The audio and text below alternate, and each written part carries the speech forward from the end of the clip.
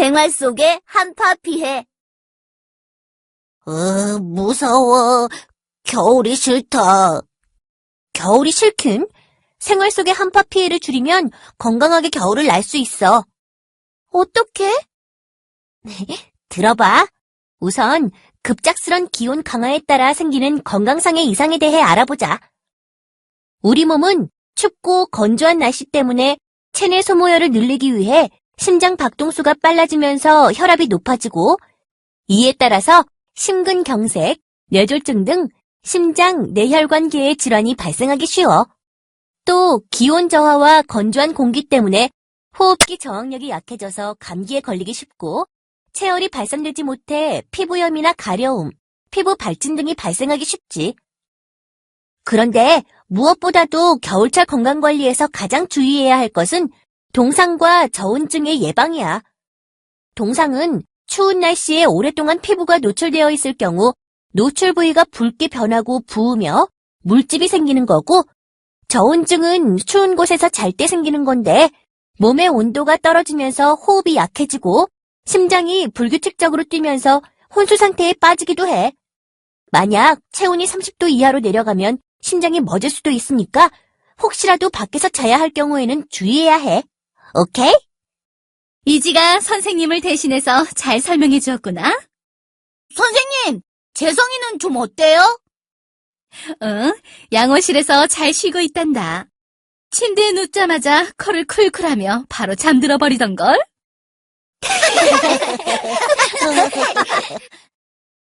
내일도 준호처럼 씻지 못하고 오는 학생이 있을 수가 있으니까 생활 속에서 한파에 대처하는 자세에 대해 설명하겠다.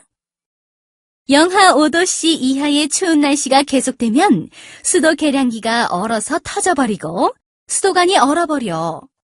보일러의 배관도 얼게 되고 또 자동차 부동액이나 오일, 배터리도 문제가 생길 수 있으니 자주 점검해줘야 해. 선생님, 수도 계량기나 보일러는 어떻게 해야 얼지 않나요?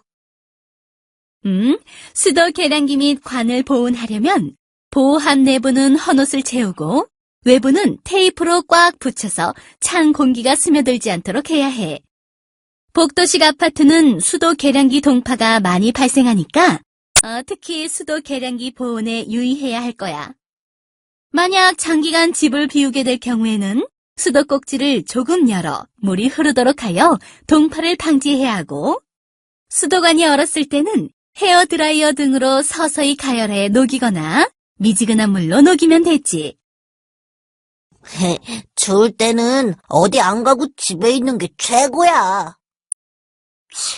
그게 맘대로 되냐? 놀러도 가야지.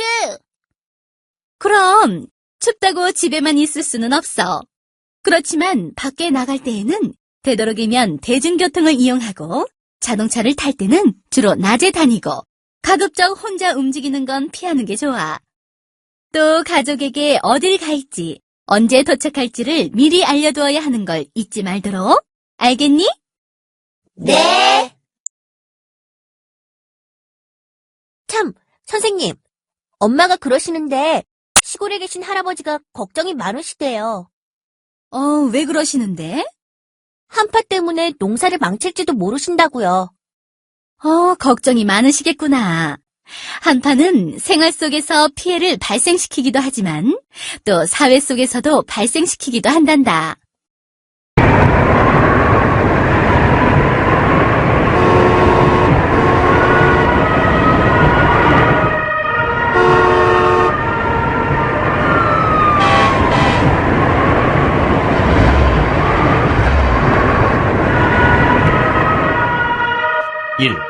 눈에서 대설까지.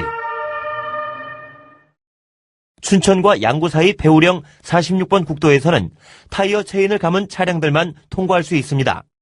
장시간 이어지는 폭설로 인해 많은 사고가 예상되어 오니 각별한 주의를 하시길 바랍니다. 아유, 눈길에 운전한다고 고생 많았겠구나. 눈이 많이 와서 버스 타고 왔어요. 이젠 대설 준비도 해야겠어요. 그럼 이번 달 우리 가족 안전회의는 대설로 하면 어떨까요? 야호! 저는 눈이라면 좋아요. 오케이. 눈이 시간당 1에서 3cm 이상, 24시간 동안 5에서 20cm 이상 내릴 때 대설이라고 합니다. 아빠, 그런데 왜 대설이 내리죠? 찬 대륙 고기압의 공기가 해수 온도차로 눈 구름대가 만들어지거나 고기압의 가장자리에서 한기를 동반한 상층 기압골이 우리나라 상공을 통과하면서 발생하기도 하지. 그런데 얼마나 눈이 와야 대설주의보니 경보가 내리는 거냐? 지역마다 기준이 조금씩 다른데 대설주의보는 24시간 신적설이 5cm 이상 예상될 때 내리는 것이고요. 대설경보는 24시간 신적설이 20cm 이상 예상될 경우인데 다만 산지는 30cm 이상 예상될 경우에 발표된다고 합니다. 눈이 와서 좋긴 하지만 날씨가 많이 추워졌어요. 10월에서 4월 사이 아침 최저 기온이 전날보다 10도씨 이상 떨어질 때 기상청에서 한파주의보를, 15도씨 이상 떨어질 때는 한파경보를 발령하는데 여기저기 신경 쓸 곳이 많아진단다. 수도 계량기가 얼지 않도록 보호함 안에 헌옷 같은 것을 채워서 따뜻하게 하고 혹시 얼었을 때에는 헤어드라이기나 따뜻한 물로 서서히 녹여야 해. 보일러 배관도 밖으로 노출된 곳은 옷으로 감싸고 얼지 않도록 신경을 써야 해요. 또 있어요. 동상이나 감기, 독감을 조심하는 것 잊으면 안 돼요.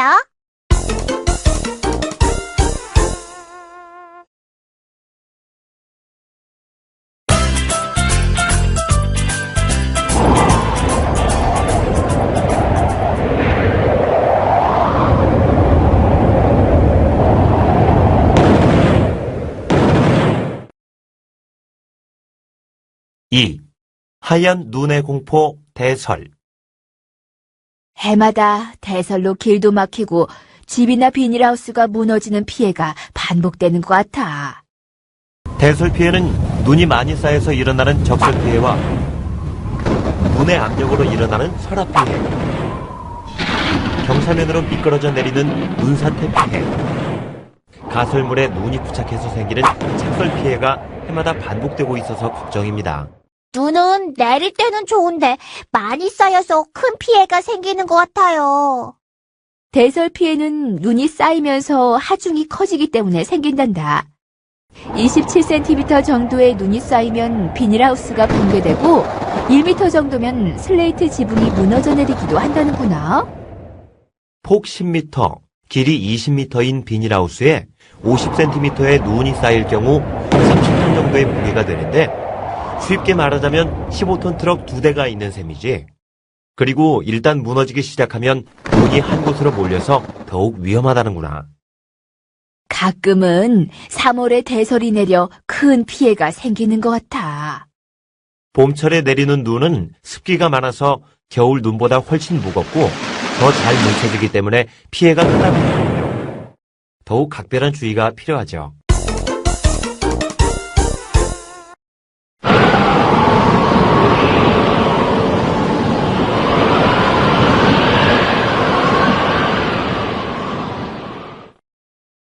(3) 대설을 녹이자.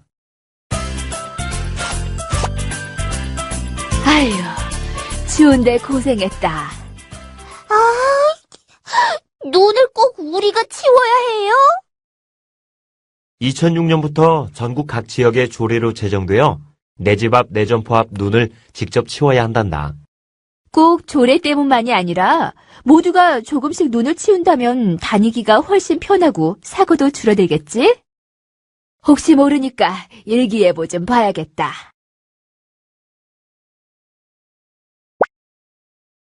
중부지방은 저녁 6시를 기해서 대설주의보가 발령되었습니다. 자가용보다는 대중교통수단을 이용해 주시기 바라며 노약자나 어린이들은 외출을 삼가해 주시기 바랍니다. 아유, 이렇게 눈이 많이 오는데 금순이 할머니네 비닐하우스도 걱정이구나. 농작물 재배 시설은 받침대를 보강해야 한다는데 전화 한번 해봐야겠다. 대설은 해안 지역에도 큰 피해를 주는데 선박에 짐을 내리고 단단히 묶어놓아야 한다는군요. 그런데 금순이 할머니가 전화를 안 받는구나. 만약 고립되었다면 안전하게 구조를 기다리거나 주위의 물건이나 모닥불로 외부에 빨리 알려야 하는데 몸이 불편하셔서 걱정이네요. 아무래도 가봐야겠어요.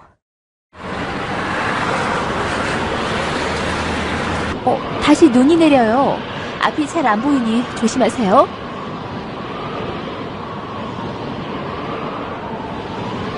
아유, 큰일이네.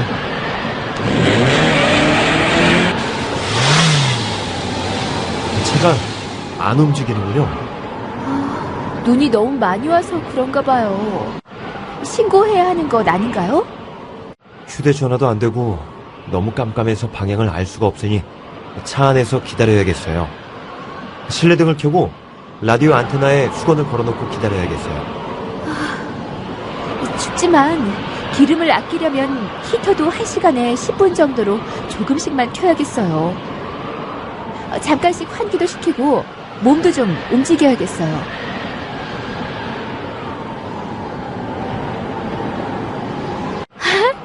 사람이 왔어요.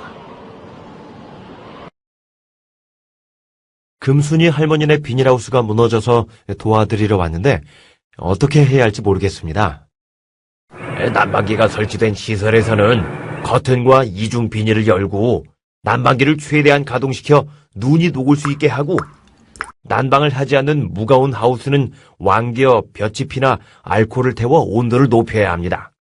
재배 작물이 없거나 파손될 우려가 있으면 과감히 비닐을 찢어서 골조까지 붕괴되는 것을 막아야 합니다.